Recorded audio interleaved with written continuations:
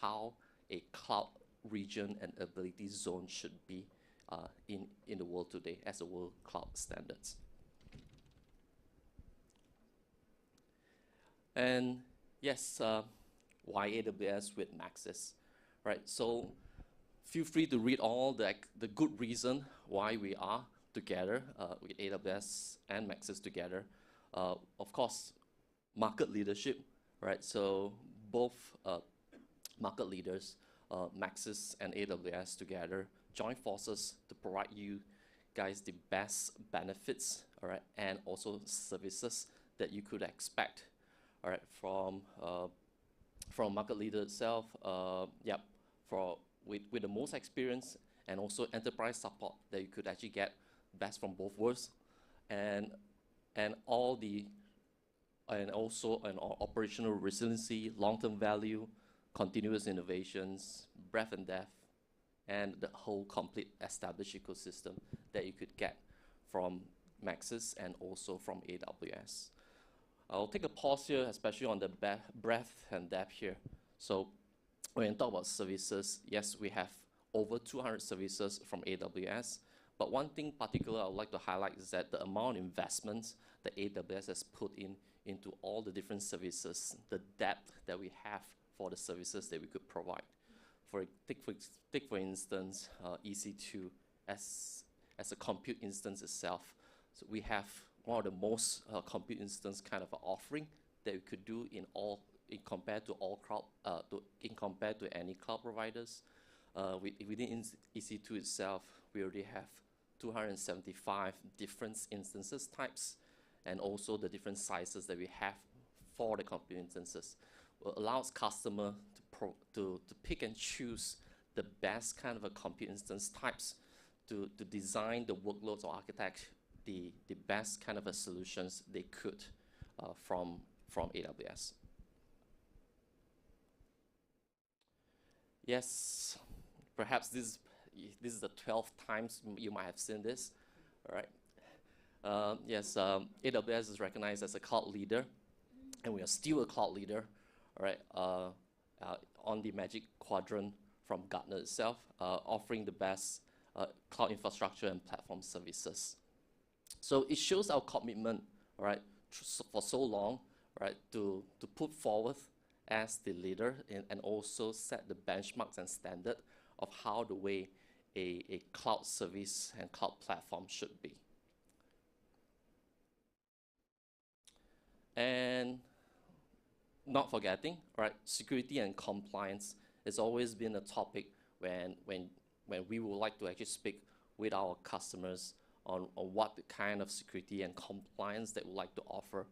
In terms of security standards and compliance certifications, right, we have over more than 140 security standards and compliance certifications to date, which actually covers, for example, like PCI DSS, HIPAA for healthcare, and all the others kind of certification standards that we are complying today. In order to address the security kind of standards that we need, that we have to put forward to for the different industries requirements that we will have to craft the solution for. Yep, that's all for me. All right. Yep. All right, thank you, Daching. I don't need the clicker. It's too high-tech for me too. Thank you, Daching. Thank you, Amanda. If I could just get the both of you to stay up here on stage for just a bit while I explain the next part of our opener. So for the next part of our opener, I'm going to need your help. I need you to do two things for me. I hope that you can help make this a success. First things first, I need you to whip out your phones and scan this QR code that you will see in just a few seconds. Right, so please scan this QR code. And when you do that, you should see a cloud. Now, if you don't see a cloud just yet, that means you have a problem with your connection. And we here at Maxis, we can help you with that, right? Just speak to any of our ushers after this, and we will sort you out. Now, when you see that cloud, what I need to do now is to tap on that cloud as many times and as quickly as you can on that cloud so that we can officially launch our program today. So get tapping. I want to hear your fingertips tapping your phone violently. Yes, I see. Wow, some of them are using a couple of fingers. Nice. I like the strategy. Okay, we got to keep tapping. The cloud isn't full yet. It's getting there. Keep going, guys. All right. Amanda, Dutching, it looks like it's full and ready for launch. So on my count of 3, please touch the cloud to activate Cloud Immersion Day 2023. On my count now of 3, 2, 1. And that, ladies and gents, is the official opener of Cloud Immersion Day 2023. I believe we have a video for you next. Hi, I'm Maxis Right Cloud. My form is unique to every business. This also means that the journey to this form will be unique and determined by the organization's business goals, roadmap, and outcomes. Interested to embark on the right cloud journey with Maxis? The first step is to rethink the cloud. How will the cloud benefit your organization? Perhaps you're going through a hardware refresh or need to optimize costs by paying only for what you consume. Improve customer experience through innovation or increase agility. However, with so many options out there, who can help you choose the right cloud to achieve the greatest business value? With Maxis as the right partner, you can access the right expertise that will sit with you to understand your challenges and goals. A cloud transformation often requires new ways of working, and this impacts technology, people, and processes. When determining the right cloud and the right network architecture, our team of certified experts will advise on the right deployment model. Whether you need to host your applications on public, private, hybrid, or a multi-cloud environment, assess if integration is required with existing IT systems, address security, privacy, and governance-related matters, create backup and disaster recovery plans, or even managing and operating your cloud environment. Our large pool of strategic advisory partners and certified experts will guide you all the way through. Once you have the right cloud, Maxis will simplify cloud management for you through our cloud management platform. The cloud management platform is your single pane of glass to an uncluttered view of your entire cloud ecosystem, giving you visibility and insights into your overall cloud health and spending. It intelligently recommends ways to further optimize your cloud performance and cost. It gives you the option to explore and provision cloud resources on your terms seamlessly and automatically at your fingertips, all within minutes.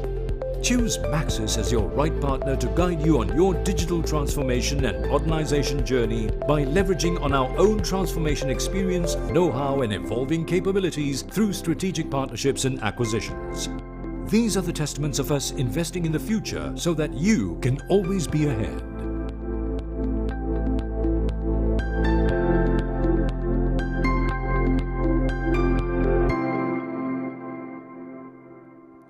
All right, moving swiftly along, we now have a quick introduction into Maxis Right Cloud. And to do this with us, we have Wong Chi-Voon, Head of Cloud Practice at Maxis. Let's give him a warm welcome.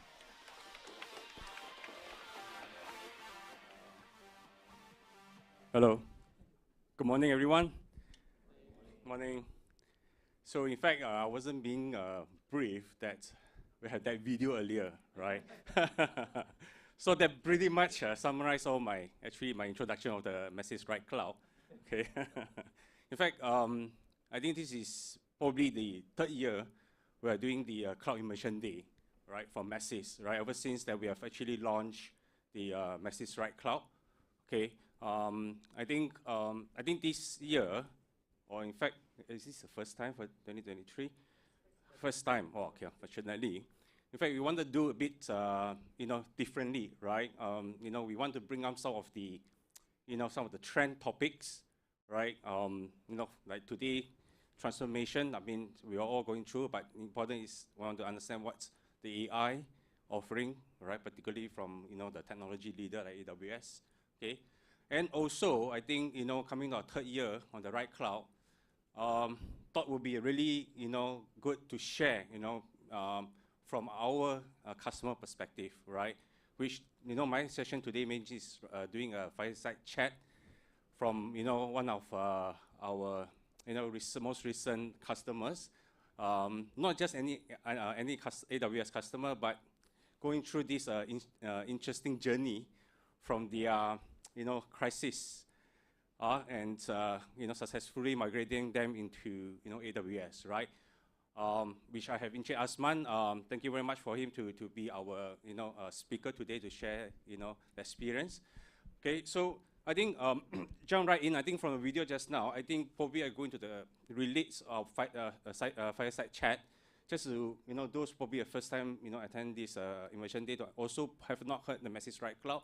So back in 2019, right, as part of a converged offering of Maxis, right, of our core offering like mobile and also fixed, right. So we begin to offer a converged offering, the cloud, right, and also a managed network services. Okay, so I think and it's not working. Oh, sorry. So yeah, okay. So I'm sorry, I forgot to introduce myself. Actually, I'm the head of cloud practice from Maxis Enterprise Business, right? So basically, I lead the team of sales specialists, right, and also the pre-sales and solution architect, right?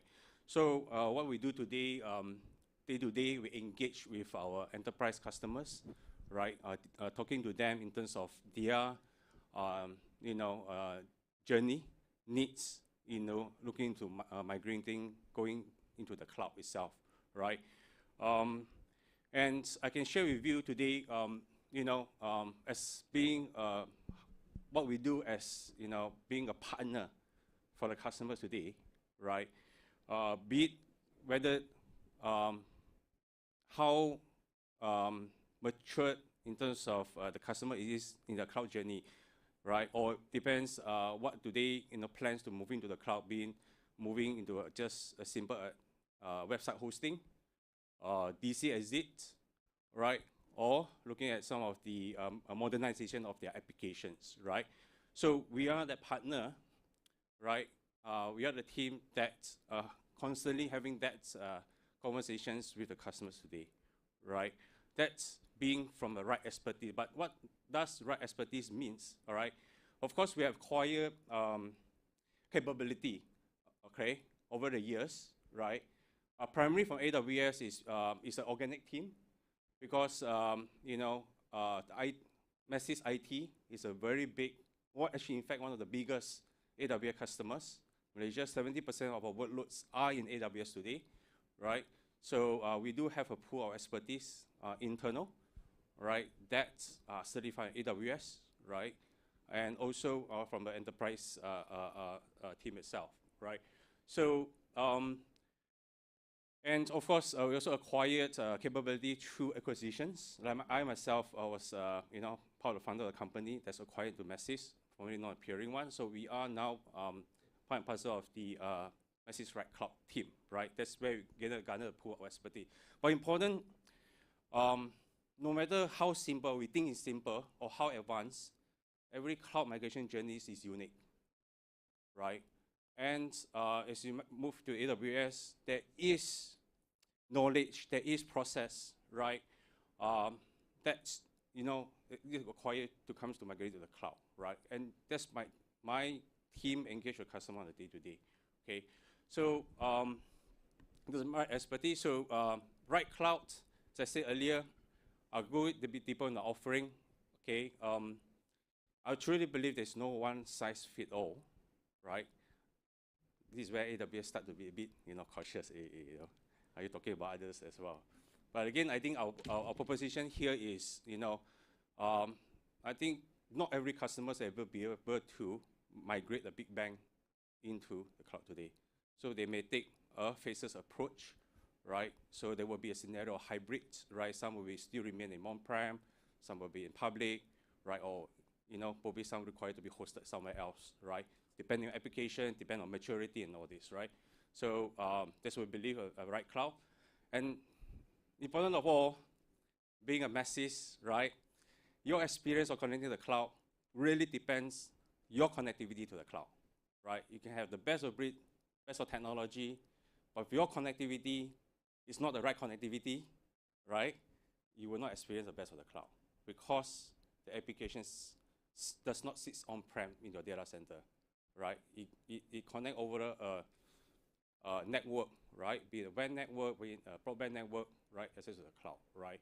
And we do have a lot of conversation with customers when it comes to experience of the cloud due to connectivity. And we believe having the right networks is a truly important part of your cloud experience, right? Which we're going. So just going to just double click on Maxis offering, right? So we believe the end-to-end cloud solutions, right? And extended as being AWS. So look at the right cloud. So we have complement solutions on top of public cloud. We call hybrid. Okay, so you have some of your requirements that requires to be hosted, right, or hybrid to the public cloud itself, right? So that's where probably hybrid solution like AWS Outposts or data center co-locations, and right for that hybrid solution. So so on the right network, okay. So this is where we have offering on the Maxis MPN network. We call the Maxis Programmable Network. I believe is unique in the market today, which we can provide on-demand basis, right, on different type of connectivity, be it a DIA, a direct internet access, SD-WAN, right, AWS Direct Connect. We are actually, in fact, the only telco that is a certified Direct Connect partner, which also a consulting partner, right, and also Biz Fiber, right. And all these three connectivity solutions we provide on the on-demand basis, right, and basically similar like the cloud on the pay-as-you-grow model, right. So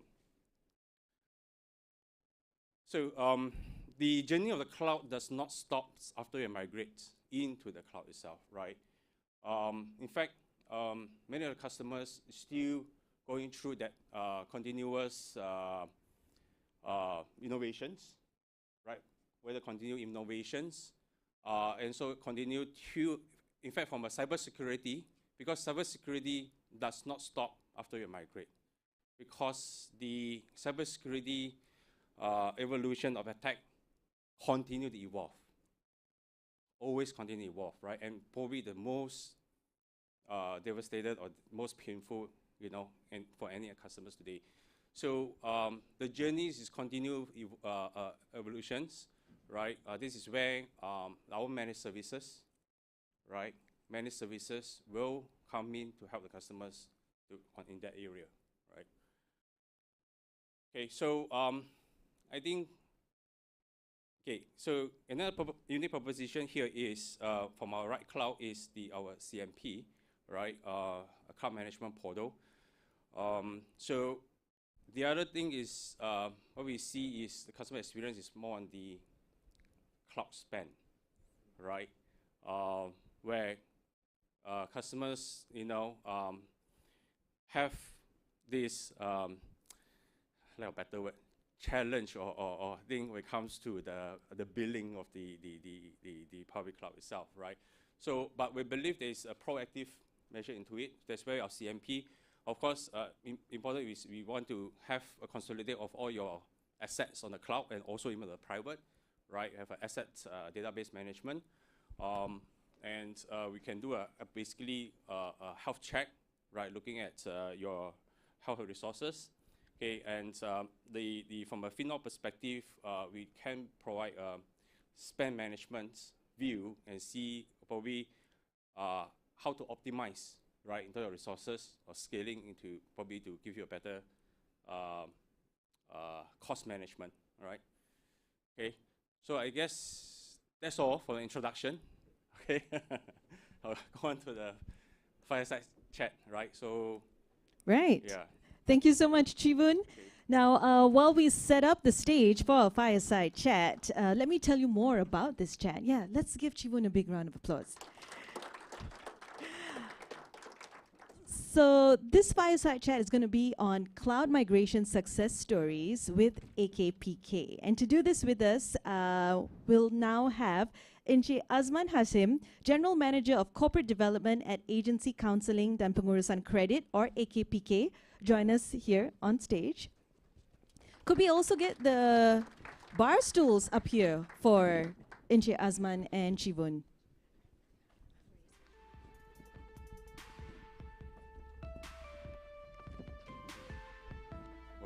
No tools, I have to stand. Yeah, it's better. I think it's much better we can move around. Okay. Oh, there you come. Sometimes you just got to do it yourself. Okay. Do we want to? Not so good for it. No, it's a bit of a workout for me. I'm fine. Over to you guys. Okay. There's no fireside there anyway? Okay. Okay, I think first of all, thank you. Right, thank you for Azman for agree to have this chat.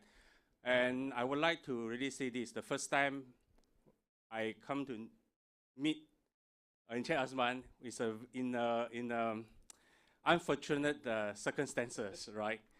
He was really stressful, right? To the point that I remember this word, right? I'm almost come to the point that I want to jump out of the building itself already. Literally, that's his own word. Okay, but okay, let's all get on to the fireside chat and we'll find out more, right? So maybe we can start off with I think Azman is from AKPK. Maybe you can introduce what does AKPK do, right? Yeah, and yeah, maybe it's all for that. Yeah. Thank you very much, Ewan. And thank you to Maxis for inviting me to join this Cloud Immersion Day today. Good morning, everyone. I am from AKPK. I just want to have a quick survey. Anyone have not heard of AKPK before? Can you just raise your hand so that I know how deep I can go on introduction of AKPK? You have not yet? You must be very good in managing your finances. Well, the rest of you have not. Maybe you have heard AKPK one way or another. We have been around for almost 17 years. Actually, we are an agency set up by the central bank, right? We offer more proactive kind of services to the Malaysian public, the consumers out there, by providing financial advisory on any kind of topic, as well as financial education on a specific topic that our audience would want to know more about. So all these financial advisory and financial education are given free of charge to people out there. Right, and the third services that we provide to the public is to assist those that are already in financial distress, having problems, mounting debt, and unable to manage on their own, right? They can engage us. We have got a team of highly trained counselors, we call it financial counselors, that actually be the middle person to negotiate on the customer's behalf with the financial institutions to come up to an agreed restructuring proposal to repay back all the customer's debts. So those are what we were known first when we were set up back in 2006. And I think we started on the wrong footing when we offered our debt management program, or DMP in short. It somewhat brought about a negative stigma about AKPK itself, and people do not want to be associated with the brand AKPK, right? If you were to give out our tote bag and so on with AKPK logo inside, nobody said, no, I don't want it. I don't want to be seen as someone having a debt problem. But we are now changing it. We want to do more proactive services that I mentioned earlier on, financial advisory and also financial education, in order that to get all Malaysians to be able to make wise financial decisions and achieve financial well-being or financial freedom going forward. More proactive is better than, prevention is better than cure, as the name suggests. Because of that, so we are on on our strategy is to enhance our operational efficiency by trying to reach out to customers more and more. One way is through online, and where we have started our digital transformation journey back in early 2021. So we got nothing much to do in 2020 because of the COVID. So we all now gather online and see that, okay, we need to go and reach out to people. Previously, everybody got to come in person to our branches nationwide. But because of the COVID, I think it gave us the impetus for us to go more and more online. And we've got this about 3-year plan to go digital to enhance our back-end system. So I think that's a little bit background about AKBK. Okay, thank you, Jasmine. So I think also to stress again that AKPK is actually part of Bank Negara, which they are actually not regulated, but are to adhere to Bank Negara policies and also guidelines in a sense, right? And also they are actually a non-profit organizations, right? I think it's some of the good work that they do for the nation and the social, right? So I think the next question is, how did AKPK start exploring public cloud, right? And also, what was the selection criteria then, right? Yeah. I mentioned about we come up with our IT digital strategic transformation plan.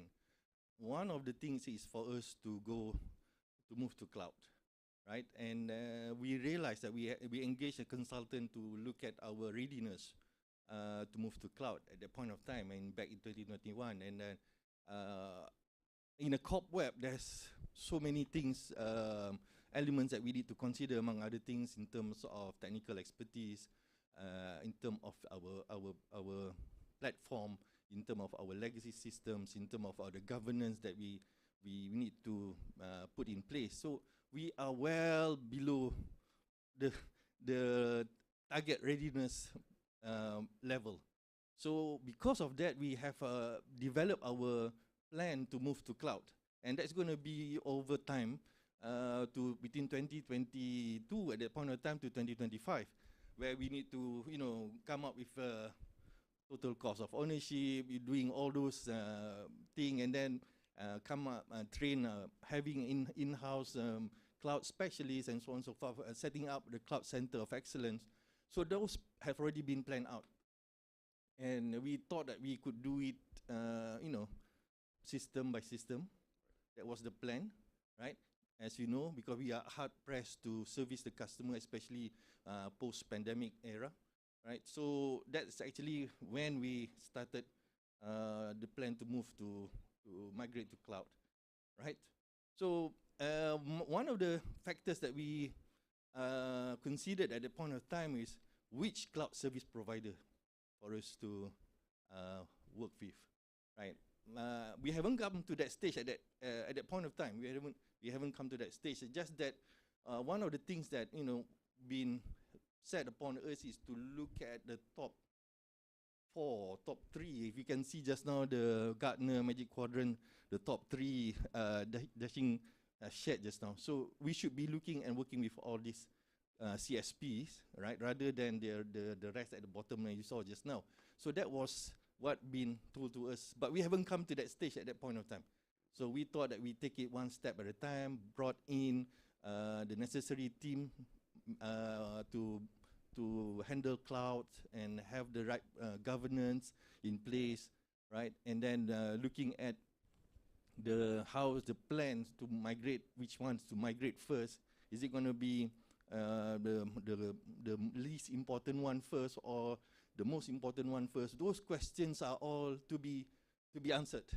So there's a lot of things actually that on our plate at the point of time, and we thought we want to do it, we want to spread it over a 3-year period, basically. Right. So sounds like what Jasmine has shared. I think as part of their digital transformations, being to react to the market, being faster to response, right? Looking at transforming within the IT itself, right? And the challenge that I think he has just shared, whether what's the best approach, right? From a TCO perspective, from migration or application perspective or modernization perspective, that is some of the questions that many we see that our enterprise customers are having that challenge, right? So how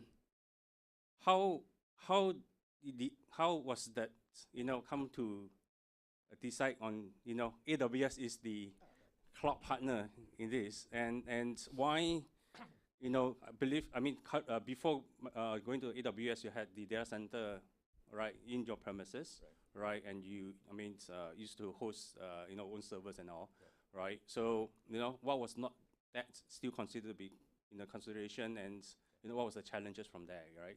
So yeah, so basically why AWS and moving away from the on-prem. Right. So when we were hosting our data center on-prem, right, we were managing it on our own, right? And being a small setup, we do not have that many resources that actually to manage. And we know from time to time we start to develop new applications, number of servers increasing, and we find ourselves having less and less, constraint on the resources to manage the team. And what more, talking about the security aspect of that. So we had done our IT security posture assessment, and we know where we were at that point of time, and we had that plan to move to the level of closer to level 4, which is in accordance with the Bank Negara's regulation to all the financial service sector, right? So although we are not part of those being regulated by Bank Negara, but we want to benchmark against those rules set upon by Bank Negara. We have got all those plans, right? So along the way when we were doing this, right, we thought we have the time, but unfortunately an unfortunate event have happened early this year where we were hit by a cybersecurity incident that actually brought up this issue about us to migrate into cloud in a much faster way. That was the time when all our we had no access to our on-prem data center because of the cyber incidents. We just want to plug out everything so that to prevent all those further intrusion from going into our data, our server. So what have happened is that we were without system for about 2 months, right? And we were advised by the cybersecurity experts as well as in consultation with Bank Negara for us to build our new data center fresh, right? Everything to be built on a new data center fresh. And we found that this is an opportunity for us to move to cloud in a big bang approach, right? Last time we went to the board and said that it's going to be over three-year period, but now we need to do it in a very short period of time. And this is when I come across Chivun and his team, right? And you can know the pressure that we all went through at the point of time, right? We need to manage our service to the public out there, right? And our services is still was accessible, although we provide through manual service, right? Because all our online service systems are offline at that point of time. So we got everyone to work extra hard during that period to do manual services so that there would not be any public outcry with regards to they are not able to access to our services. And during the time when the new government was set up, and we do not want to be the reason for another government failure for that case, because we are closely linked to central bank, and we carry our services that actually reflect on the efforts by the government as well. So all the data that we collected with regards to customers' reason for being, having that problem, we gather all those information and we feed to the central bank as well as the relevant government agencies for their further decision making. So you can see the importance of AKPK's role there. And as someone from the back end that will need to ensure that our services are not badly impacted, so we were hard pressed at that point of time to move So in consultation with the Bank Negara, who had some previous dealing with Maxis and AWS, so they have recommended that we work with Maxis and AWS.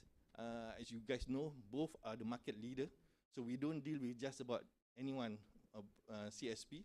So we go for the best, because being the company associated with Bank Negara, we go for the best, right? So that's when we get connected with Chivun and his team. And so unfortunate at that point in time, Chivun mentioned about the time that the first experience that he had with me. It was like, you know, we need to respond in such a shortest period of time as possible, right? You can imagine yourself being me at that point of time, right? We got to work, my team, so I've got to, you know, bring pillows and so on, and you know, stay in the office for what, weeks, right? And sometimes got to bring the children over to the office also to ensure that the children all taken care of at the same time. So it was like havoc at that point of time. Thankfully, we managed to get Maxis on board.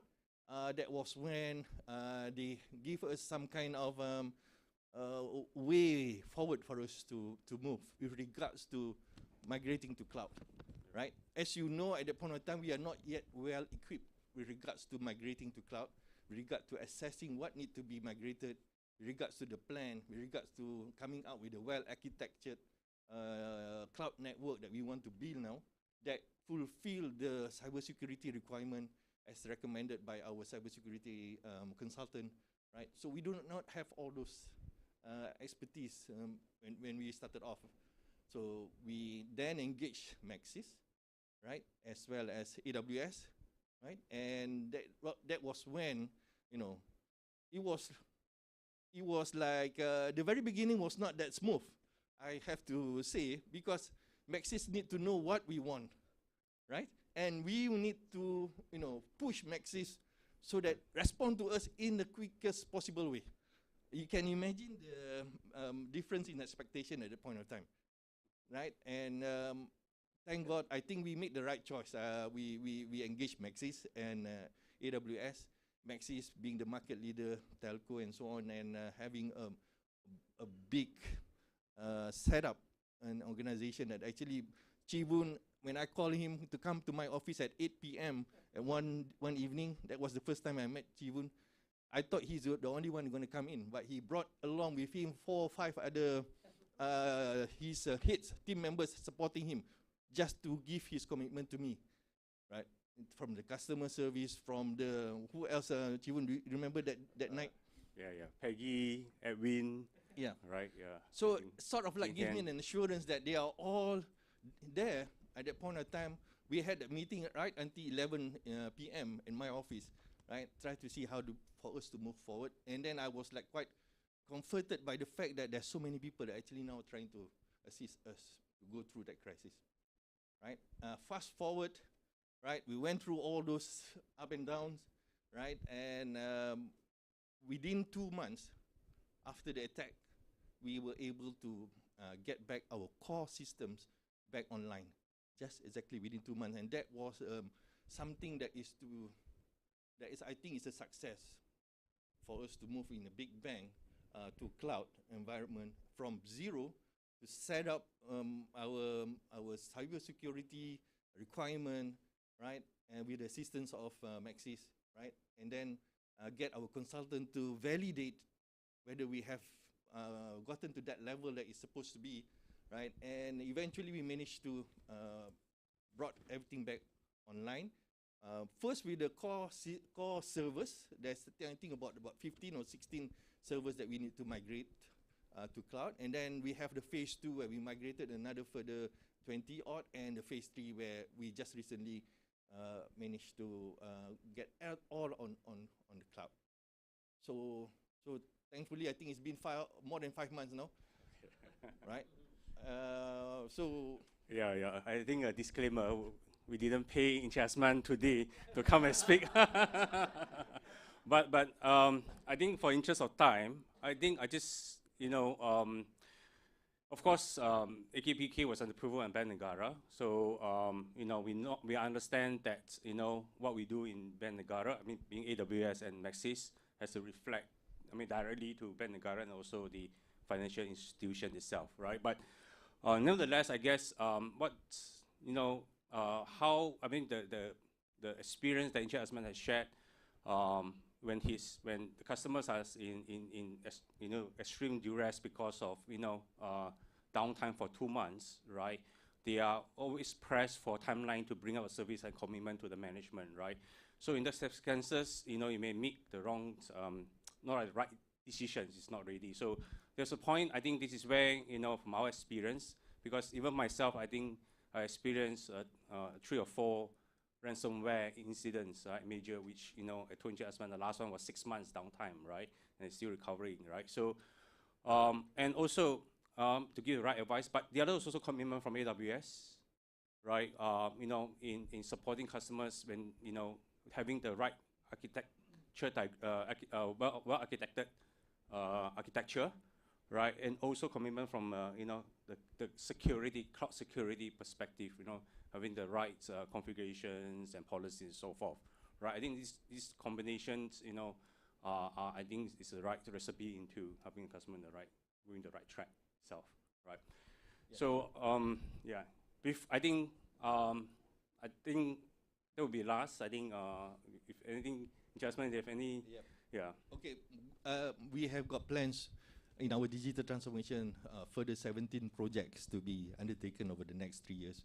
And these projects is going to bring in new servers, new applications developed, and we're going to add on into the new cloud in the AWS. And with that flexibility that we have currently, we are able to set up in a much faster way. We hope, and going forward, that will be a good thing, because we also engage and manage services of Maxis for all those dashboarding, and we are also working with Maxis now to achieve the cost optimization, so that we are only pay as we use, rather than previously when we were on-prem, we got to put servers for a certain dedicated application, and the utilization could be about 60 to 70%.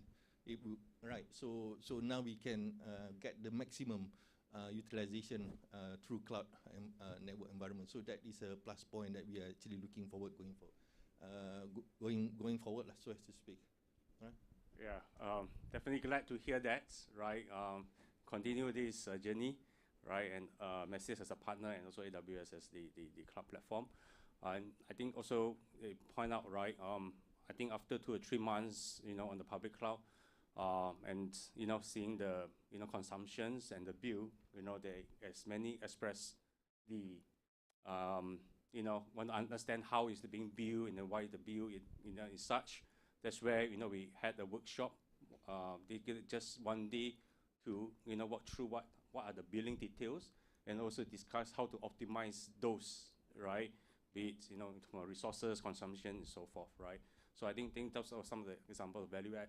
I mean, part and parcel of our right expertise, right?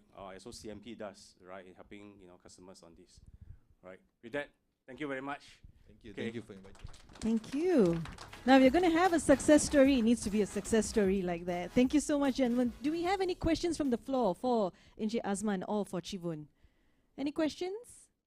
All right. Thank you, gentlemen. Right. Moving along to the next item on our agenda, we now have Aravinda Kumar, Senior Cloud Solution Architect at Maxis, and he will be sharing what we need to know about migrate and modernize. Aravinda, the floor is yours.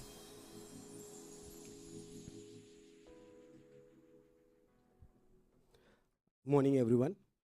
I think pretty much of my topic has already been shared with Chivun and Jasman. As sharing the success story, they have actually covered half portion of it, which is the migration portion. Right? And let's further know. And would like to know, any one of you have any experience or has done any migrations, whether it's on-prem, whether to cloud? Anyone? Raise your hands. You can.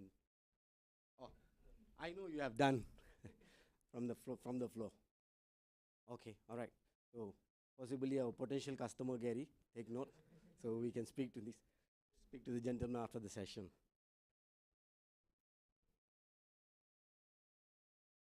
Oops. Okay.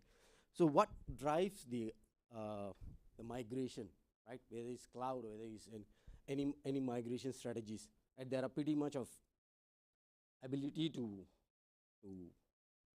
staff productivity, increase the staff productivity, outsourcing of end of life supports of hardware, and in the even where AKPK went through the crisis and go for the big bang migration and also cost reductions. So these are the pretty much standard drivers where customer decides in terms of moving to a cloud, right? So how do we do it? What is the process? Where do we engage? Where do we start? Right? There should be a journey. This is a journey we're embarking on. Right? How do we go through the process? So how do we do? There's a framework that has already been defined and proven multiple times by the customers across the globe and also the partners who have gone through the similar journey, right? Primarily 3 sections: assess, mobilize, migrate, and modernize. What we have done with AKPK and other customers initially was assess, where we prepare the, understand their inventory, what do they have, how many servers they require, what is their utilizations, right? Prepare the TCO, total cost ownership, how much is the customer spend on the current running on-prem services, right? And also prepare the readiness of their staff, their resources, how do we plan, how do we accelerate, and also initiate an immersion day with the customer on the specific objectives to address their needs, right? Once we do that, that's where we move into the plan of mobilization. That is where we decide what is the approach. Do we go big bang approach? Do we go refactor? Do we re-platform? Do we identify the applications which are to be retained, relocate, right? That's how we decide what is the discovery planning, right? And prepare the plan and execute is the area where we do the mobilization, right? That means we have started the initial journey, done the first step, done the second step of move to the cloud, which we have done with AKPK, right? With Jasman's team, we have done the 2 portions. Now we are actually looking at the phase 3 and phase 4, which is the migration done. How do we modernize it, right? How do we optimally utilize the cloud?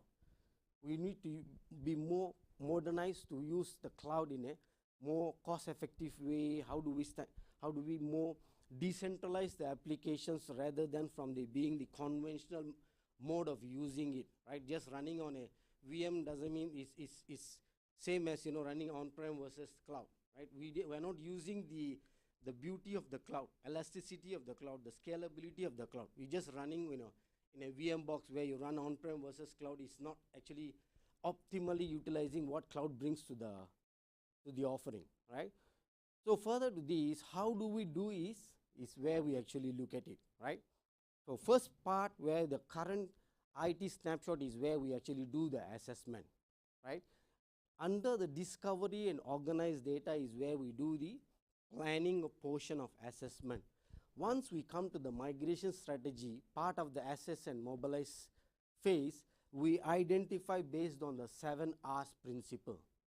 What are they? We identify what are the applications to retire, no longer required, shelf them, keep them, right? We don't want to use them, or we don't want to move them to the cloud itself. Or we retain, customer decides, okay, let's keep these applications on-prem itself. I want to keep them because they are minimally used and I don't want to move them to cloud for my maintaining their cost perspective. Keep them on-prem itself. Relocation, right? Move them to the cloud, but how? What? And rehosting, right? Rehosting is is part of process. Repurchase, moving the cloud from let's say you are running on an on-prem application, you move to cloud with a SaaS model. Right? Cloud brings a model of SaaS application, so you repurchase the application. Re-platform and refactor are the areas where modernization comes into picture. Let's say you're running an application on a Windows machine or Linux machine on-prem. Can this application be migrated over to a Kubernetes platform? Or can this go into a serverless architecture? Those are the areas. That's where the level of, you can see the arrow, the level of effort requires when the customer decides the journey of migration strategy from bottom up, right? That's the level of, this level of effort indicates the level of duration where the migration journey takes through, right? So if we just go with the relocate and rehost is where we were able to achieve shorter period of time with the 2 months, what we have done with the AKPK also.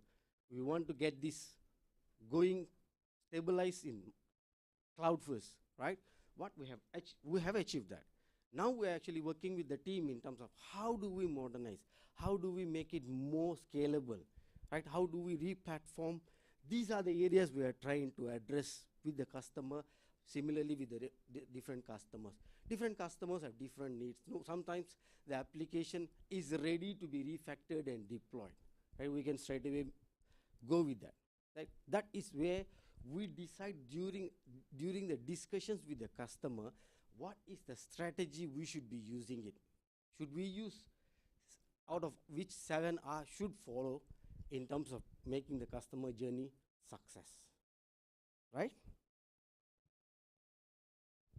So how do we achieve in terms of the modernized post-migration, right? So we have achieved the TCO. We have moved from on-prem to the cloud with the lift and shift, right? We have achieved moving to the cloud of first step. Subsequently, how do we get the actual optimized utilization of the cloud? We have areas where we can do the right sizing of because we just move. So we have not optimized the sizing, optimized the storage. We have further to optimize the managed services. Can we do a refactoring of applications with the serverless architecture? So this again comes going back to the 7 Rs. We have done the relocation and rehost. The remaining 7 Rs, 6 Rs principles comes into picture subsequently, so that where we use the native cloud native resources to make the most of the cloud services and cost effective for the customers itself. All right. So how do we do? For instance, I just have a couple of examples to illustrate how do we do it. On the left-hand side of the screen, where is a standard website deployment, right? Where you have 3-tier architecture, web app DB, and file share across the servers, right? So if we look at it, moving from on-prem to cloud in this architecture is just a lift and shift. It's not actually using the elasticity of the cloud or beauty of the cloud itself, right? We still need to patch the OS. We still need to manage the OS, right? All this is still the partners and customers' responsibility to manage it, right? How do we get off it so that we work with the customers looking at more of innovation in terms of managing their applications more better way? How do we do that? We have to do a transformation where is a refactoring has to happen. Applications like .NET, Java, or Node.js, and we have, AWS offers all kinds of application supportability, right? How do? We go to Elastic Beanstalk, which provides the underneath host, operating system. All this is managed by AWS itself. Partner and customers focuses on the code of the application, which enables both of us to work together at innovations to making more applications, forgetting about the under the hood, what is running, how we are running. These are all being taken care by the cloud provider itself, right? This is one example. Database, right? That's only about the application. What about the database? Similarly, even database, when you run on cloud, when you run on-prem or even self-managed, right? I should term as self-managed. We have the responsibility of all this, customer to manage, right? When you move to manage database by the AWS cloud provider itself, what do we look at it? We just need to look at our schema, what database structure. What happens, all this is being managed by the cloud provider itself, and the availability of the database itself. Let's say we manage our own database, right? We have to look at the backup, retention of the backup. How frequently, replication, if replication is required, is there a standby, and can we do a read traffic to be routed to somewhere? Those things we can't do in a conventional way, but with the relation of RDS, we would be able to do those things, right? And the most importantly, RPO and RTO are very critical with the database itself, right? Which can have very minimal time for getting the RPO, RTO to be configured. So another example. So we have seen about application, we have seen about database, and we are looking at the another scenario which is the file share. I'm sure many of you have used NFS, network file share, across all the organizations, right? We share across the files, we store the files. When we move to cloud, similarly, we have two different flavors. Linux versions, EFS, for Windows version, FSX, which uses similar protocols, SMB as well as NFS protocols to use, and scalability wise, storage wise, durability wise. That's how we offload. We don't need to maintain anything under the operating system here. We just connect the drive, start consuming it, right? Yeah. So, I mean, as you know, these days everyone is using containers.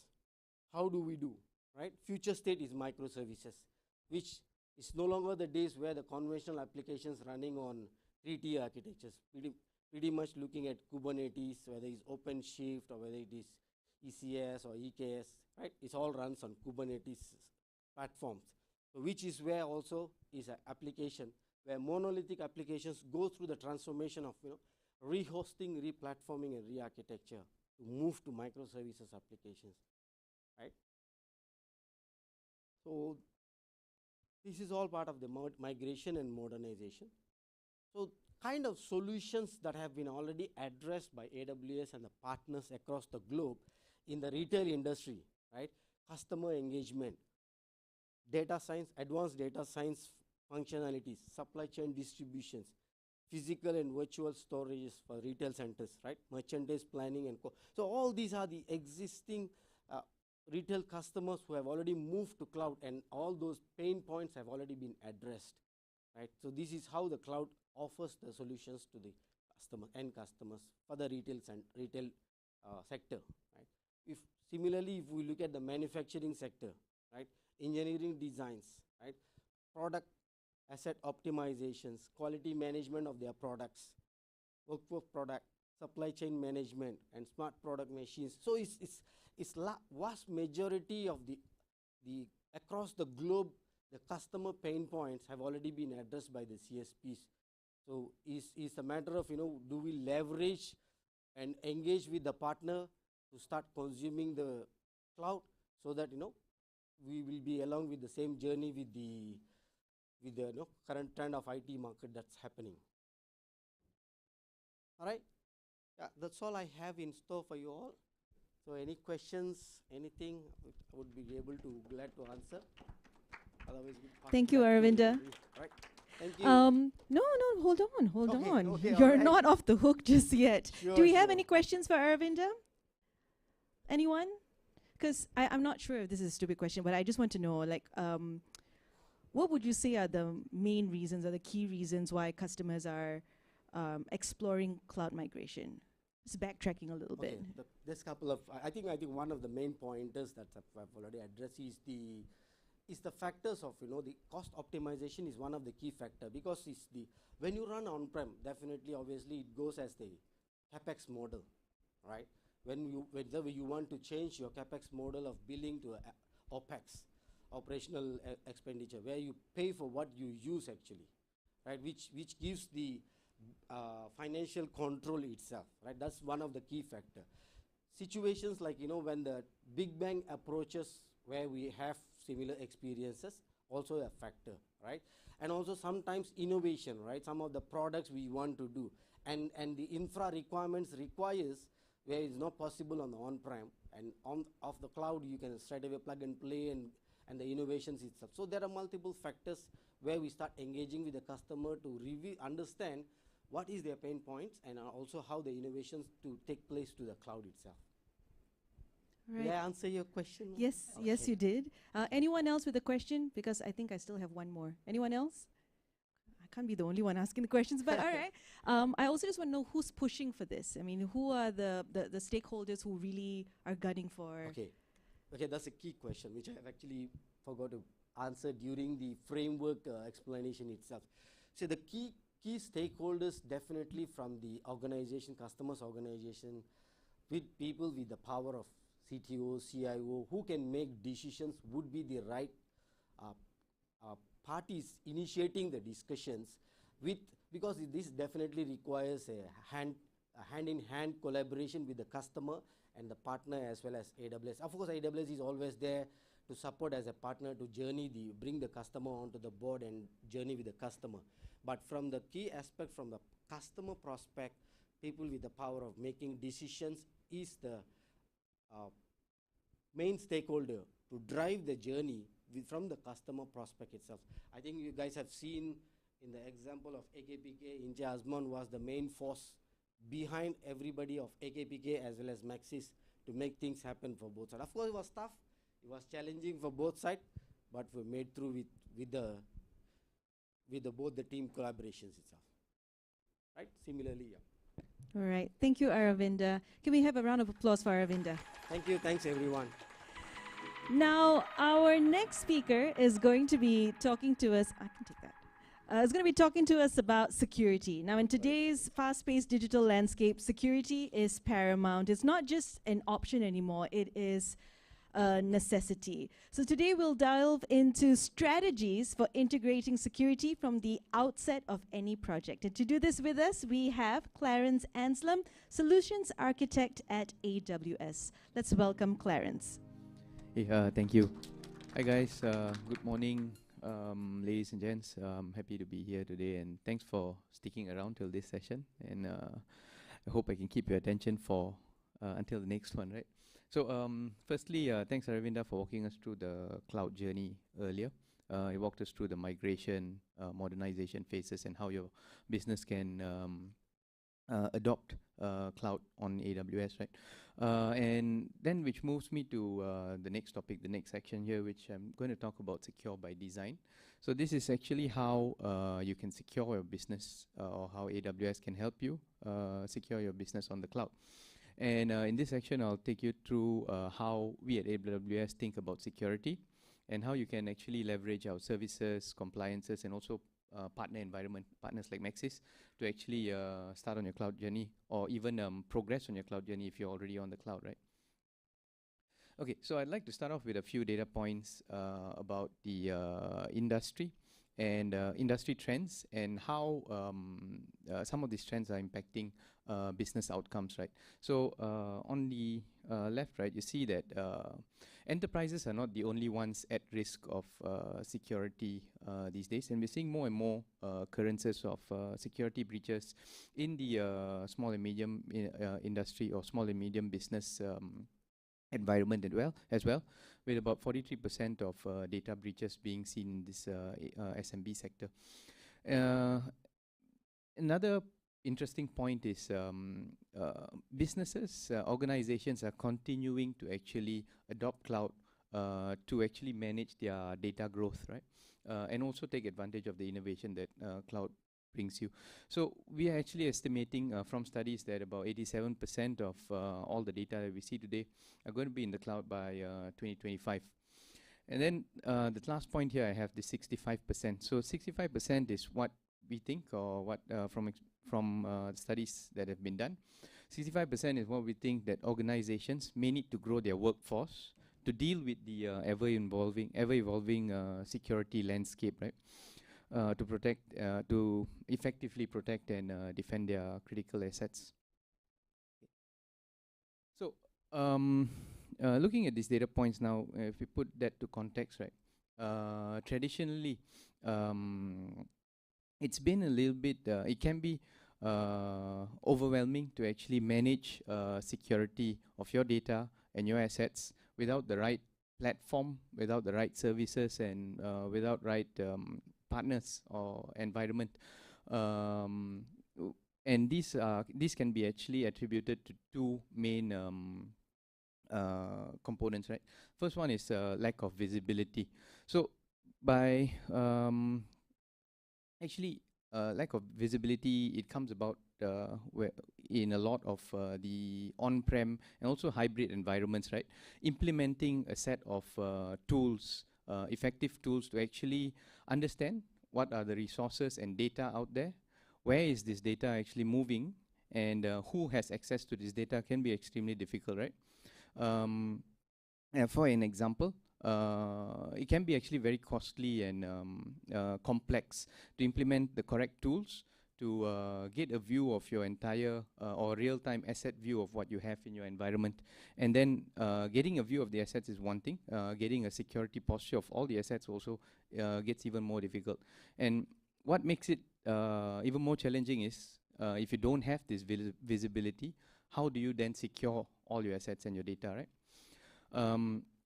And then secondly, another typical challenge is the low degree of automation. We see a lot of manual tasks, especially in security remediation nowadays in the industry. And a lot of these tasks, for example, manual patching, manual security assessments, these actually involve a lot of human intervention. They take time, and they also can be very error prone, right? Because you're doing manual tasks which are not fully automated yet. And at the end of the day, this will actually impact your customer experience, right? So traditionally, as I mentioned just now, organizations had to make a binary decision whether to actually move fast or stay secure. Right? So as I mentioned just now, with the lack of visibility, lack of automation, InfoSec teams are normally actually forced to actually slow down the process of rolling out new services, just to make sure that the organization is secure. And this will actually impact your, this actually leads to business impact, right? However, today, with the tools available with the cloud and with what I'm going to talk about later, some of the tools that AWS provides, you can actually take advantage of this, adding visibility, adding automation to your security practice to actually get both, right? To actually move fast, innovate faster, create new offerings, and also stay secure at the same time. Okay, so what, how businesses and organizations can actually benefit from this is, so firstly is AWS offers compliances in the infrastructure that we built in our data centers, in our network connectivity. And this allows customers to actually take advantage of this. And in addition, the tools to allow to address the lack of visibility and automation, right? Automation with your security checks and visibility into your assets and infrastructure on the cloud. Right. Secondly, Arvinda spoke about this as well. The adoption of cloud becomes easier because the reduced spend or the reduced upfront cost of investment, right? We have this pay-as-you-go model, and it's also across security services that we implement this. And then finally, we also, if you remember what we spoke about just now with the AKPK experience, right? One of the fastest ways to start adopting cloud is to adopt the secure backup and restore processes and services that we have in AWS for your business, right? And then we see that AWS customers report about 43% fewer security incidents. Right? All right, so I spoke about some of this, but here are some of the data points. In addition to AKPK, locally, local organizations and businesses have actually benefited from security on AWS. Firstly, I'd like to point out the on the left, another government organization that we've worked with previously is the Ministry of Higher Education, right? So they've implemented a fully cloud-based learning and management system and taking advantage of cost and security of the AWS cloud. And this helped them actually meet some of the requirements which Mampu put in place and also meet the very tight timelines. Secondly is SLA Digital. So SLA Digital provides secure carrier billing services, and this actually they actually took advantage of an AWS managed service, AWS managed service called Amazon Fraud Detector. Think about AWS managed service as something what just to relate back to what Aravinda mentioned just now, right? So you have less to do. AWS manages a lot of this for you, and they were able to take advantage of this to actually. Because of the ML machine learning capabilities and also the cost effectiveness of this solution, right? And then finally, looking at the last example here is actually L-Pro. So L-Pro is a local pharmacy chain, and they deal with security sensitive healthcare information. They were actually able to transform the operations with retail automation solutions, right, on built on AWS. Okay. So yeah, so we've looked a little bit of the what and the why, right? I want to actually now talk a little bit more about the how we do this on AWS. And to start with, right, on AWS, we allow you to actually inherit global security and compliance controls. So this means that we reduce the heavy lift from your teams to actually go through audits to actually get certifications like ISO or NIST or whatever some of the certifications which I'll point out later, even industry-specific certifications and standards that you will inherit by actually migrating or running workloads on AWS. In addition to that, of course, the visibility and the automation that we have in place, right? Secondly is the scale that we have. So we have over 1 million customers and across multiple types of industries, right? Whether it's government, retail, energy, telco, just across almost any industry you can think of. So this gives us the experience and also the knowledge on how to run the business and also cater to what the customers want, right? And then in addition to that, AWS also actually serves some of the most secure, sensitive information with some of the US government requirements with GovCloud in the US, right? So the same infrastructure that we use to run those services is what we deploy in all our data centers. Okay. The other one is actually automation, right? So as I mentioned just now, there are a lot of tools which we have tight integration between logging, monitoring, and also remediation, which we allow automation, which we allow our users to actually automate and build solutions on top of. Right? And then finally, the largest ecosystem of security partners. Again, pointing out Maxis is one of our partners. We also have over 100,000 partners worldwide who customers can actually leverage to assist with their team, right? Okay, so you may or may not have seen this before, but this is how we think of security in AWS. It's always a shared responsibility between AWS and the customer. Right? So we speak about security off the cloud, which is at the bottom in orange. Right? So AWS actually is responsible for the infrastructure. Think of the data centers, the servers running in the data center, the network. So all these are actually responsibility of AWS, and we engage third-party audits. We have the multiple compliances, which I'll talk about a little bit later. And this is what customers can then leverage on, right? So if you think about traditionally, if you have your data center, you want to make sure it's compliant to a certain standard. You may have to run multiple audits, and which requires a lot of overhead, right? So this is what we take care of, security of the cloud. And then as a customer, you're actually responsible for security in the cloud. So this actually also means that as customers, you have the flexibility to manage your own data. You still own your data because the data is, at the end of the day, is ultimately yours. How you want to protect the data is up to you. We give you the tools. For example, if you want to protect or you want to encrypt your data in transit or data at rest, AWS provides you the tools to do that. So you still maintain control over your data, right? Okay, so I did speak about compliances and industry standards. So these are this is just a snapshot of the compliances. We have over 80 plus compliances and standards that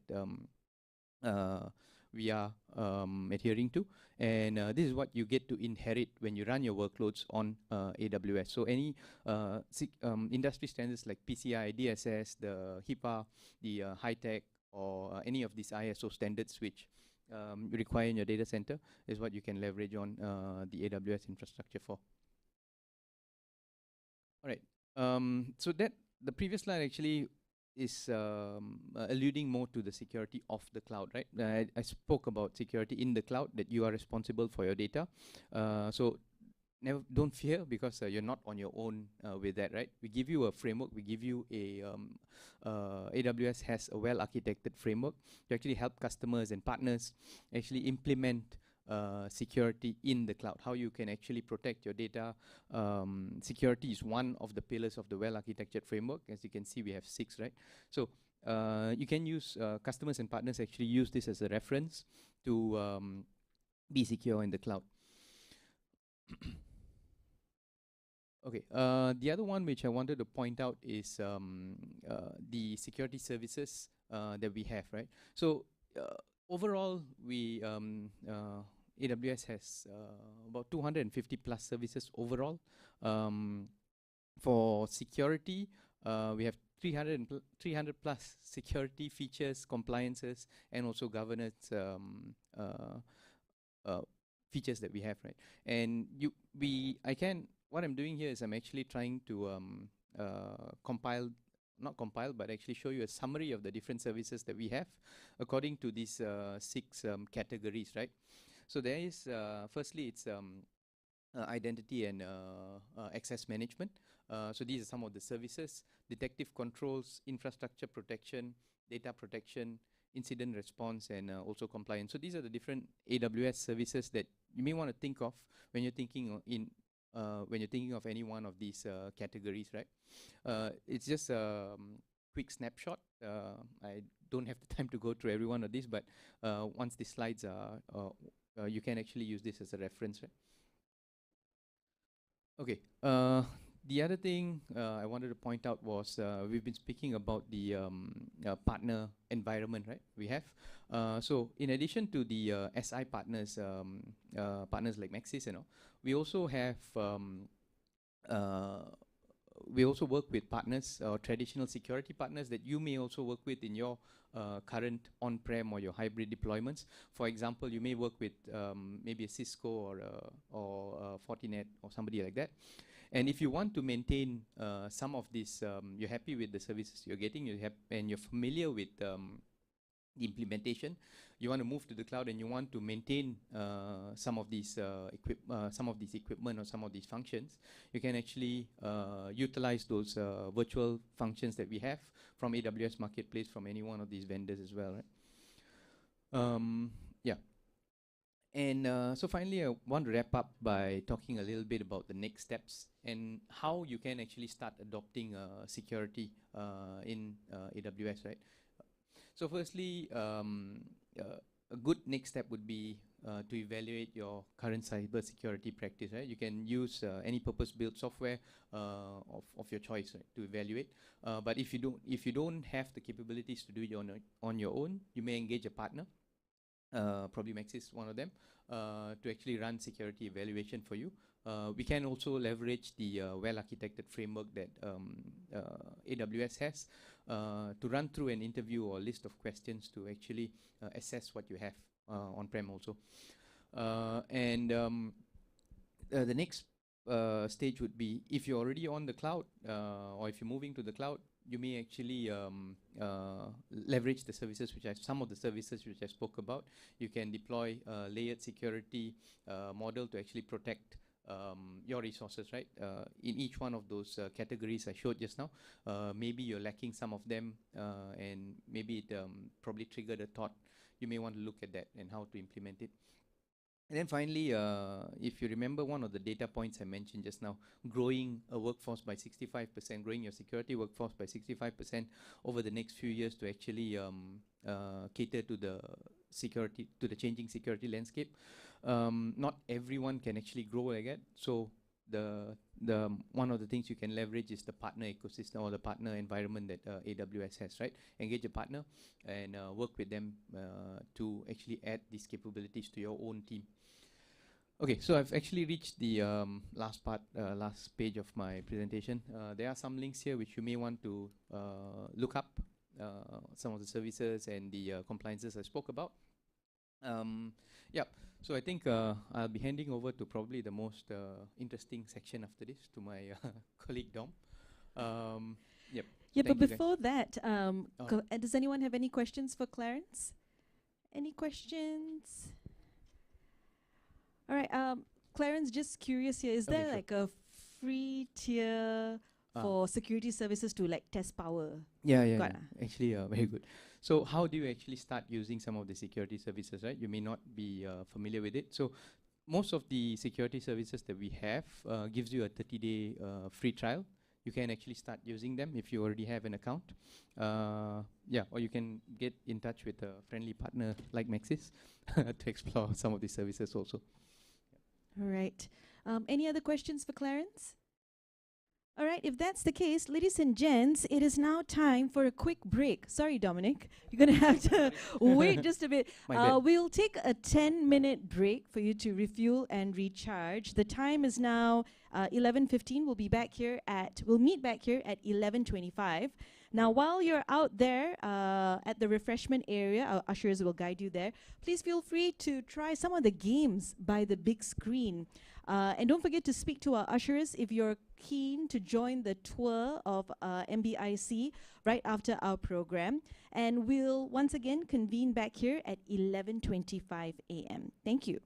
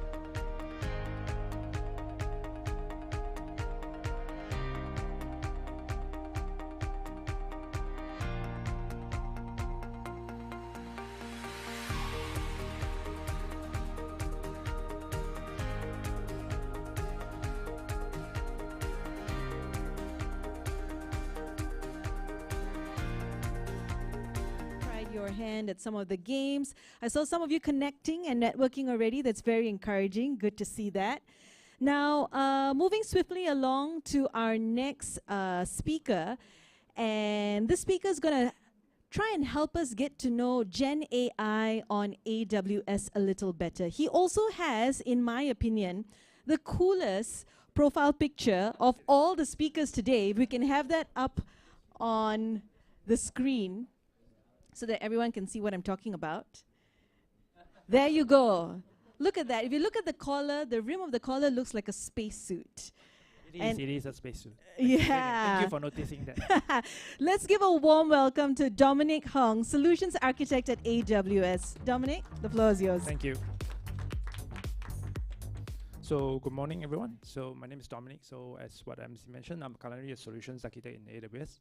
So I just want to continue the presentation of the day, right? When you talk about modernizing and migrating from on-premise to cloud, and then how do you design it securely, and then what actually can help you to unlock on the cloud, provided that you already design and deploy securely on cloud. So one of the topic, hot topic nowadays is generative AI, right? So let's talk about generative AI. Innovation can transform industries, right? What does it mean? So you have, I believe you have tried out ChatGPT on the website itself. You can see that most of the use cases will revolve around, most people were most receptive towards chatbots, virtual agents and stuff, so which I'll be covering as well as part of the topic, use cases as well. So, but we think that what actually excels is more than chatbot is how these chatbot and virtual agents can learn about your company and actually help enhance your customer experience, right? So why now? Why now is the time for, talking about generative AI? Why so much noise recently? So we think that it's due to the massive proliferation of data from all these data generated from the mobile devices or even your internet and workloads.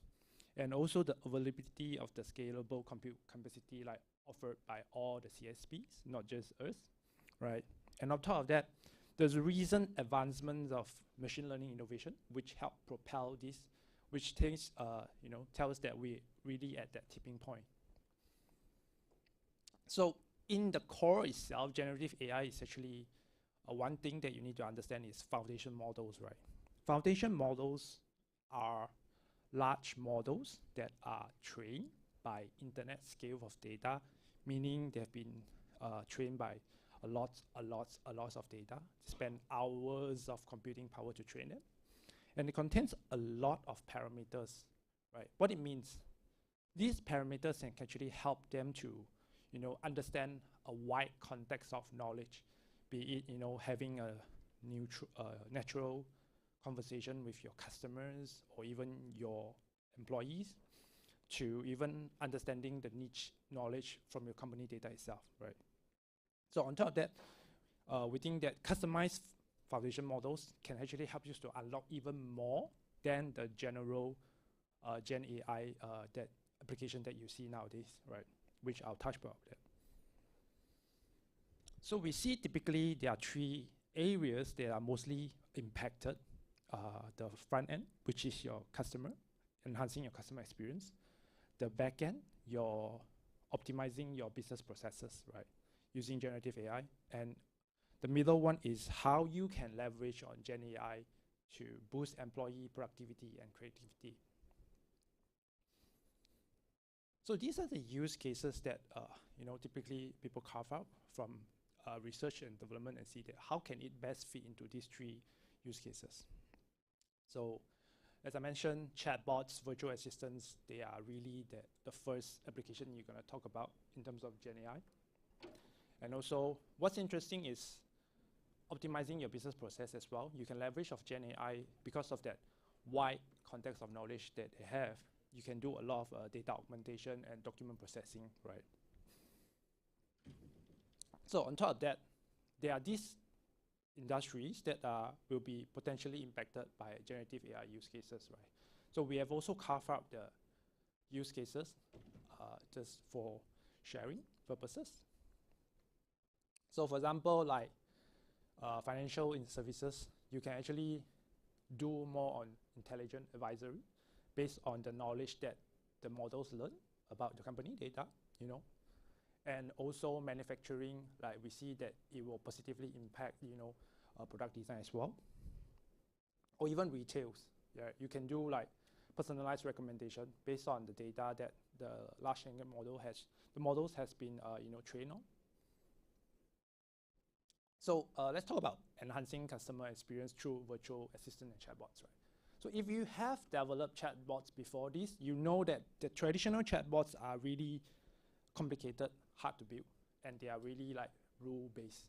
So it's like a decision tree where you know if this yes, then no, yes, yes, yes. So it's very, you know, not natural as compared to the one currently that you have experienced so far on ChatGPT, right? So I'll show you a demo of how actually foundation model powered chatbots are actually much more superior than the normal ones, right? Let's say a customer has a question regarding their insurance. Once a question is entered into the chat, the AWS Generative AI-based agent analyzes the question to understand customer intent. Next, the agent uses natural language understanding and foundation models to generate a contextual answer drawn from multiple trusted knowledge bases and content in real time. As the conversation continues, the virtual agent tracks the conversation history to seamlessly answer follow-up questions. To ensure customers are also supported on the voice channel, AWS can extend this same generative AI capability to help clients build an interactive voice response system. Through user identification and voice verification, voice bots can help customers find answers and complete transactions over the phone. Hello, welcome to Octake Insurance. I see that you're calling from 555-555-0100. Can you please verify your 5-digit zip code? Yes, it's 12345. Thank you, Carla. In a few words, let me know how I can help you. I just bought my first home. Do you guys offer home insurance? Yes, we offer home insurance policies that provide customized coverage tailored to your specific needs and risks. I'm interested in that. Can you describe it in more detail, please? Sure. Our home insurance policies consider factors like your home square footage, construction type, roof age, and more, as well as your individual priorities and concerns. That sounds great. Sign me up. Okay. You will receive an email to your registered email address with a summary of our conversation and a form to sign up for home insurance. So as you can see, they are not just the traditional text-based. It also can be applied on the voice-based agent as well, right?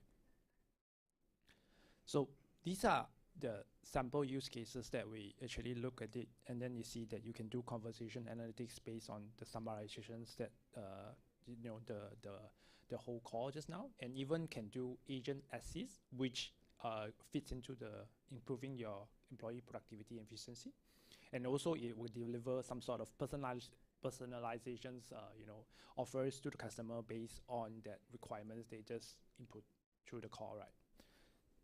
So there's another video just to showcase how it works. Suggestions to help agents resolve customer calls faster. Thanks for calling Octake Insurance. My name is Alex. Whom do I have the pleasure of speaking with today? Thanks, Alex. My name is Carla, and I'd like to pay my bill. Absolutely, Carla. We can process your payment over the phone. I see that your car insurance balance is $75.34. How much do you want to pay? There's a $50 minimum. I'll pay $50. Great. Would you like to use the card that you have saved on file? If yes, can you please confirm the last 4 digits of your card number? Yes, it's 1, 2, 3, 4. Okay, let me enter that payment for you now. To help answer customer questions, Agent Assist draws on a library of FAQs, trusted knowledge sources, and unstructured documents to generate the best responses for your agents. I've just bought my first home. Do you guys offer home insurance? Congratulations, that must be so exciting. Yes, we offer home insurance policies that provide customized coverage tailored to your specific needs and risks. I'm interested in that. Can you describe it in more detail, please?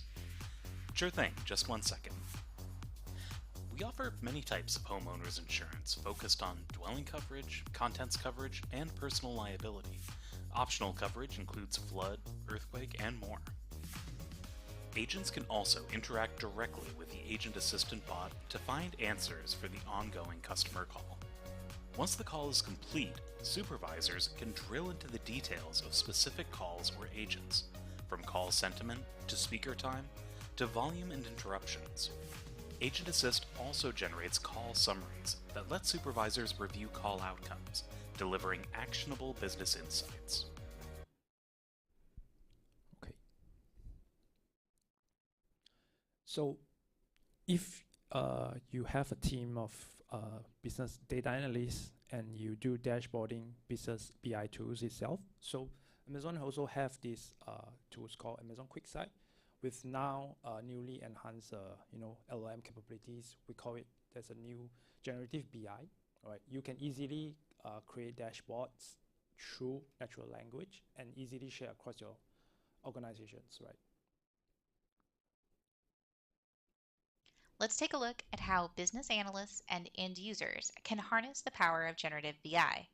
We'll start as an analyst, creating a new sales dashboard. We can use the new Generative Visual Builder from QuickSight Q to create the visuals we need using simple natural language. To create a visual, I just describe the data I want to see. I can easily change chart types or add analytics such as a forecast. Let's build a couple more. Let's do sales by product by city.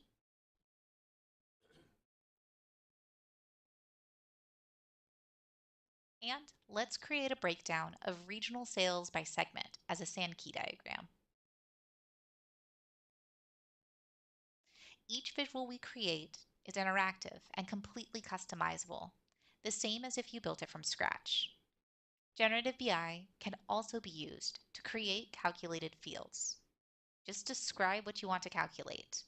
Let's do month over month, free trial, % change by date, so we can analyze the delta in trial signups over time.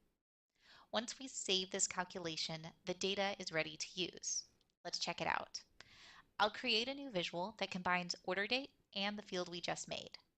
To polish this visual, I'll use the generative editor to describe the changes I want.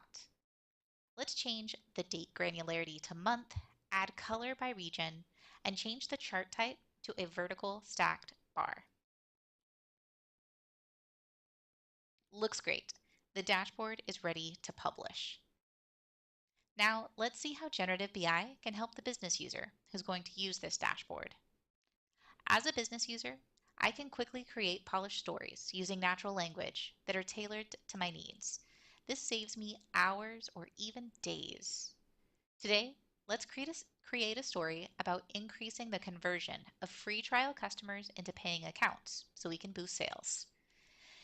In seconds, our story is ready.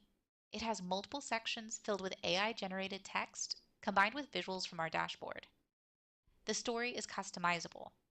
For example, I see this paragraph is about bundling features, but it's missing a visual.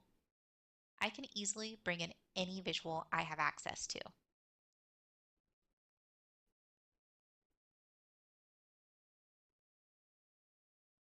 Here at the bottom, I see the next steps section is written as a paragraph, but I think bullets would be more effective.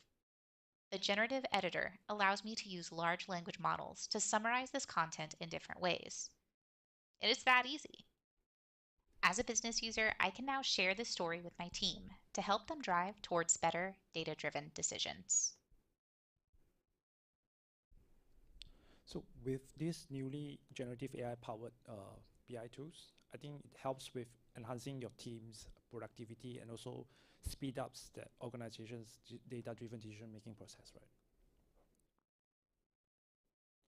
So we see that generative AI use cases can be fit into, almost all cases, right? All general industry, right?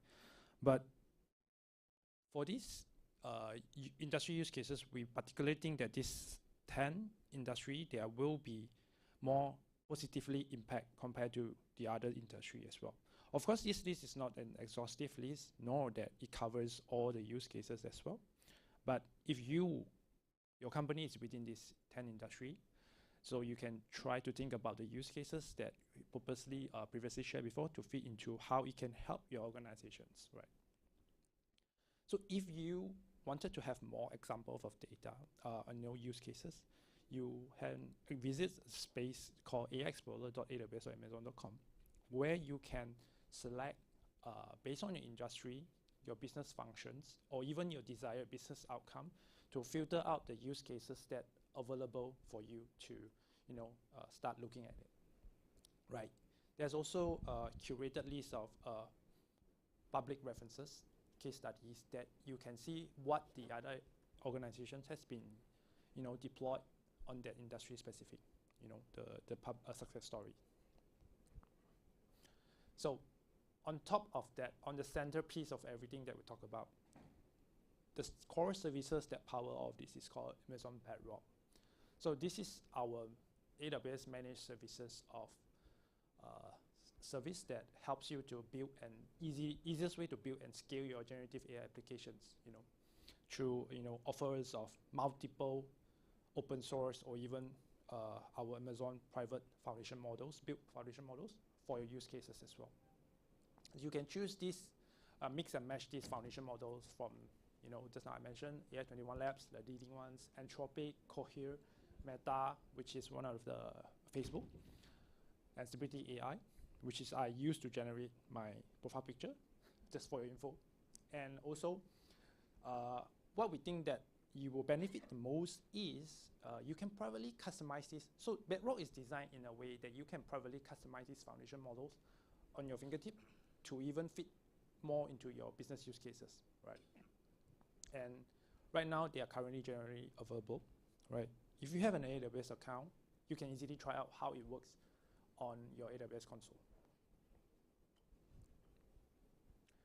So talk about different kind of foundation models here.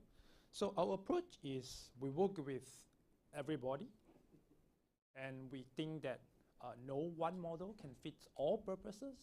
And this is why we design Bedrock in a way that you can pick whatever models that's best suited for your use cases, and you customize it for the use cases. That's all for my presentation today. Thank you so much. Right. Thank you, Dominic. Do you have any questions for Dominic? Oh, please don't be so shy. Oh, yes. Yay. Sir, can we just get your name and just introduce yourself? And Hi, my name is Wayne. I'm with Energy Labs, and we do data analytics. And I'm actually keen to look at the generative AI because we want to basically apply that on top of the data that we've already accumulated. Mm-hmm. But the concern is if we use something like a ChatGPT, it's all public neural net, right? Mm. So I'm trying to figure out how to build a private neural net, or I guess you call it a foundation model. Correct. Yeah. What is the difference between an LLM and a neural net in the foundation model context? Well, if you dissect it from that element perspective, LLM consists of neural networks. So that's that explanation, that simple explanation. So back to your questions on how do you build your customized and secure foundation network language model, right? Instead of just relying on ChatGPT. Bedrock is exactly the service that you are looking for. And this is why we decided to build a secure a way to deploy customized models on your own VPC, which is your account, and serve your purposes. So these data that you use to customize these foundation models belongs to you and do not share with the training of the foundation model itself. You own the model, and you control whatever data is coming in and going out of the model itself. But you do inherit the public foundation model. You don't inherit any of the public, or you yes, do? Of course, they are built. Just now, there are a few foundation models that share. So there are a baseline of foundation model because, as I mentioned, many companies have spent billions of dollars to train this large foundation model because of the scale of the data they need to, train on it. And you do inherit these large language foundation models open source, of course, you know, for your use case. And you train them specifically for your use cases, and you own the customized foundation model. And this is why we are different from our competitors. And this is how we design it to build, for you to build and scale your generative AI applications. Okay. Yeah. The earlier, the one before Bedrock was it Cloud Site? What was it called? QuickSight. QuickSight, yeah. So QuickSight, it's our BI tools. But right now, because we have launched Bedrock, actually you can use natural language to, you know, build the dashboard on the file itself based on that generative AI capability because of the understanding of the wide context of natural languages. No, I was actually curious because it looks like it's R, right? Sorry? The code that was, the query that was written is in R. Query? It's in R, correct? So that means you're loading the entire data set into your, you have to load the whole data set into your BI. Because the data is already residing within your data lake, which is, you know, maybe your Redshift or even S3 itself. So once QuickSight is connected, integrated with this, your storage of data, you can really pull the data, or even you can choose whatever data source that you select from, connect to. There's a connector, various of connectors that you can choose. Okay. To answer the questions. Understood. Thank you, Wayne. Any other questions for Dominic? No more questions? All right. Can we have a round of applause for Dominic? Thank you. So now we've been on a whirlwind trip on the cloud with Maxis and AWS. So to bring us safely home, we now have Gary Ng, Cloud Solution Team Lead at Maxis, who's going to wrap things up for us. Let's have a round of applause for Gary.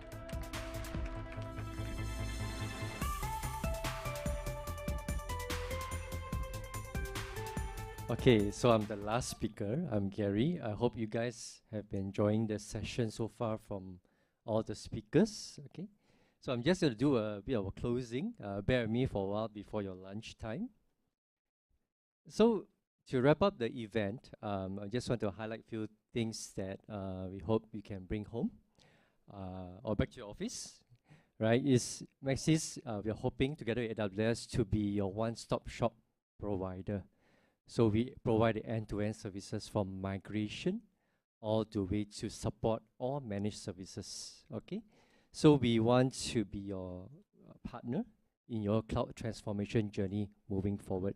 Whether you are starting small workloads, it's okay, or even you are quite matured in your current cloud environment, we hope to be there to also help you journey together as we grow along in this cloud journey, which is very exciting for a lot of people. Like things like Gen AI, I think can really benefit the market or your customers.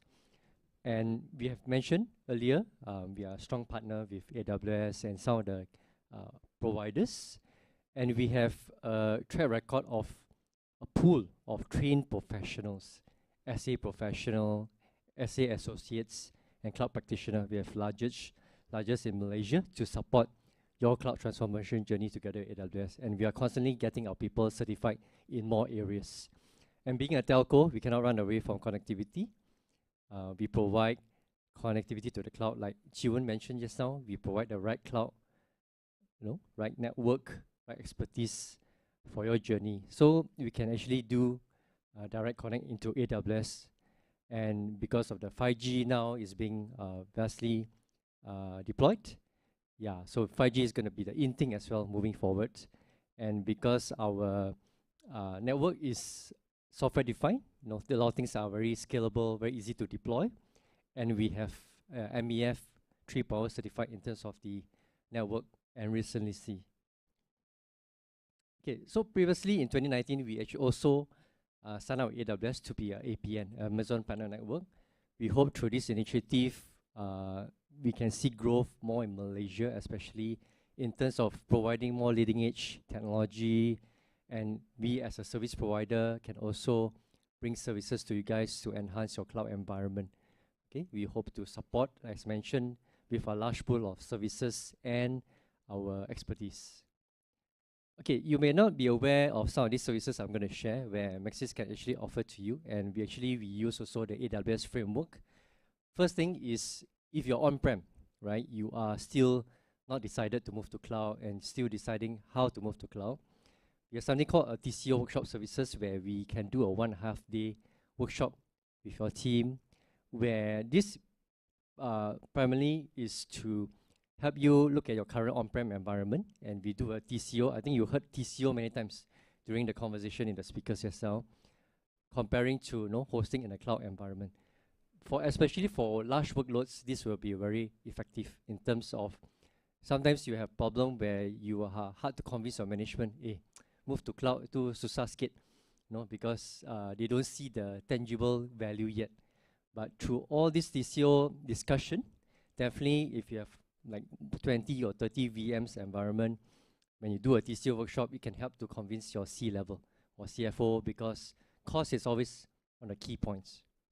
Okay, so we will do some of these initiation activities, data gathering with your team, analyze it and provide a business model or financial model, and help you guys to have effective reporting to present. Okay, and cost advisor is people who are already on a cloud, where you already hosting on cloud, but I think you heard just now in some of the discussion where cost optimization is one of the key thing that people are looking at.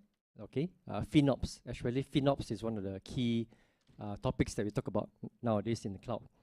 So with this cost advisor, what we can do is we connect you to our tool, right? The tool will help you to analyze your current cloud environment. We will pull the data over, say, a month, where we will help you to generate. Some of the servers may be over provisioned, some of the servers may be idle, not running as it should be, right? We will look at it and provide a report on how to give a better clarity in terms of your costs and your cloud usage. Okay.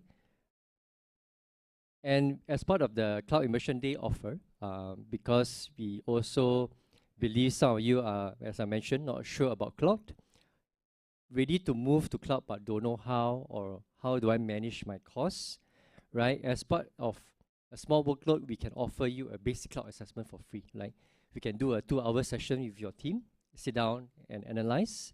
And for more complex workload, we can build up to things that I mentioned just now. TCO workshop, we can do cost advisor, and migration readiness assessment is MRA for short. I think Aravinda just now in his slides mentioned about the journey using the migration framework with AWS. MRA is part of the assess phase. To do a study in a very complex environment, MRA is a very effective tool to help you assess your current environment. Okay, so because we are connectivity partner as well, in the market now we are also offering more attractive DIA services and pricing. So do feel free to talk to our sales team here. We are going to move forward with plans to bring more effective and more affordable DIA prices to the market moving forward. And we want to bring this cloud plus connectivity offer to all our customers. And this is very unique in the sense that because we are a telco provider, we can do cloud, right? Versus other partners who may be just SI partner, but we provide connectivity, end-to-end solutioning, and we hope to be a total end-to-end provider to you guys. Okay, so this is the exclusive offer that Audrey mentioned earlier. You can scan the code and you fill up your feedback, and we can offer you just remember this MTCW, Maxis Tech Consulting Workshop, where AKPK team has also journeyed with us through this MTCW. And later in the video, you will see one of our customers who has gone through the MTCW. So feedback to us, and you can stand to have a chance to enjoy this MTCW. Our back-end team will evaluate your feedback, and together with the back-end assessment, you can stand to enjoy this. So feel free to scan, and we can offer this MTCW workshop event or activity together, you guys. So all scan ready. I can move to the video.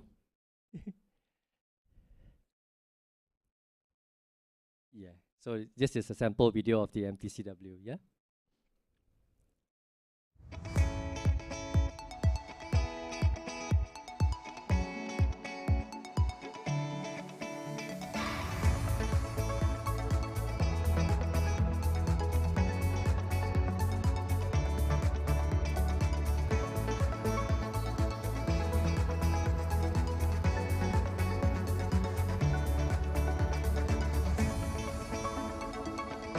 this is a very good experience for me. Majlis Bandar Ipoh team and myself, we are very grateful to be invited to this program today. It will help us in valuing your product and what you can offer to us. And I think that this is a very good engagement between Maxis and also Majlis Bandar Ipoh, so that we can have a better information, we can make a better decision in the future. This is a very good effort by Maxis to reach out to all your customers, especially in the government sector, and you should do it more.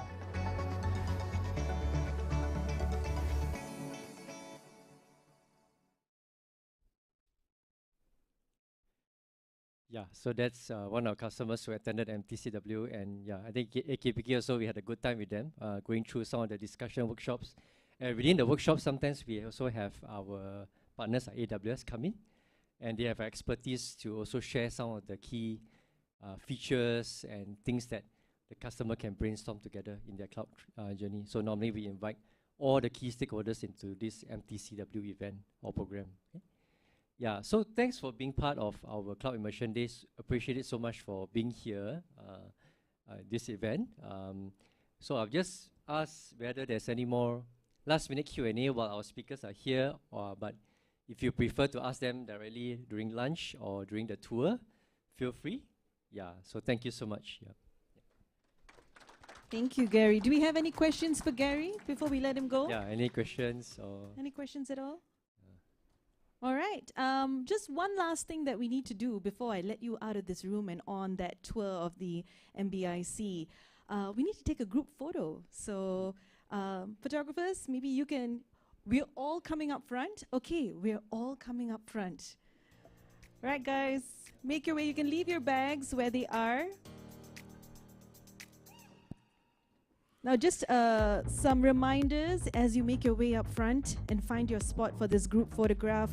Right after this is, of course, the tour of the Maxis Business Innovation Center. That's going to be a quick one. It is optional, but it is highly recommended. So please join the tour. And right after that, our usherers will lead you to our lunch rendezvous at the Four Seasons. So please stay for that as well.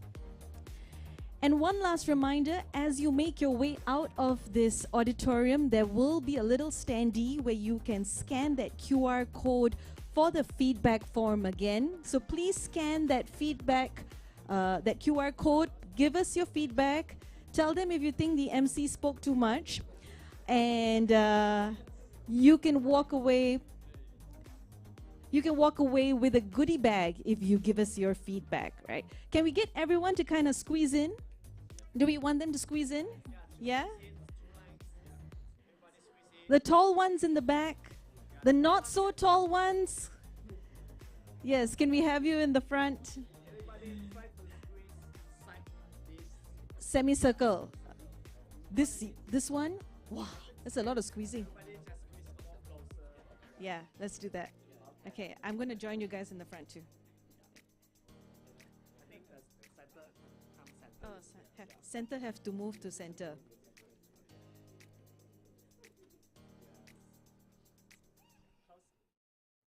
All right, are we ready?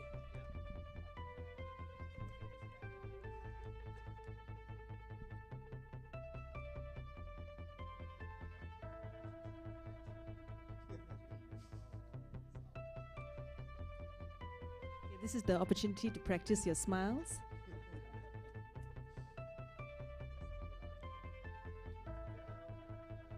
All right, we're good to go.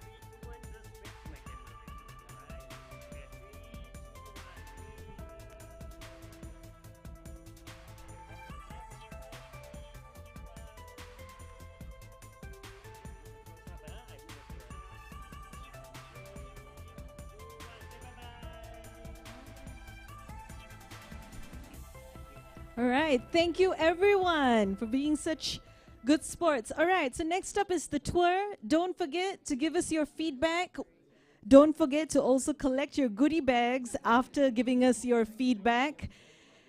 Enjoy the tour, enjoy lunch, and have a lovely day, everyone. Thank you so much for being here. Let's give ourselves a big round of applause. Thank you.